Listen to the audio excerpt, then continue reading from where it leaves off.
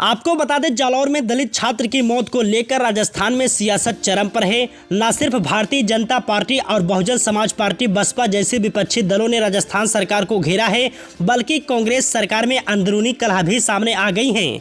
एक तरफ दलितों पर अत्याचार रोकने में नाकाम रहने का आरोप लगाकर कांग्रेस के विधायक पानाचंद मेघवाल ने इस्तीफा दे दिया, तो वहीं पूर्व उप मुख्यमंत्री सचिन पायलट ने भी पीड़ित परिवार के घर पहुंचकर मुख्यमंत्री को नसीहतें दे डाली।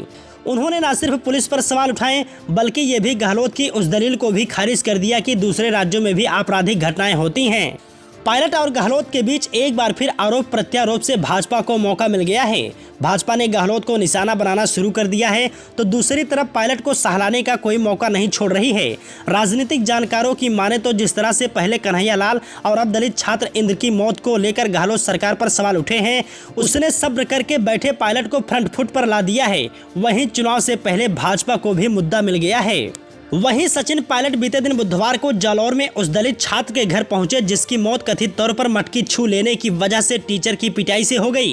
हालांकि पुलिस का दावा इससे अलग है। सचिन पायलट ने कहा कि इस तरह की घटनाओं को कतई बर्दाश्त नहीं किया जा सकता है। उन्होंने पीड़ित परिवार पर कथित रूप से लाठीचार्ज किए जाने के लिए स्थानीय अधिकारियों के खिलाफ कार्रवाई की मांग की। उन्होंने पीड़ित परिवार से मिलने के बाद कहा, हमें दलितों पर यह विश्वास पैदा करना होगा कि हम उनके साथ खड़े हैं।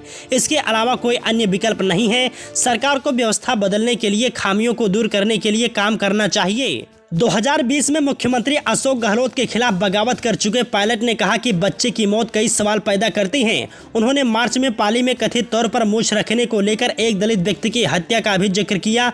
पायलट ने कहा कि यह कहना उचित नहीं होगा कि ऐसी घटनाएं दूसरे राज्यों में भी होती हैं।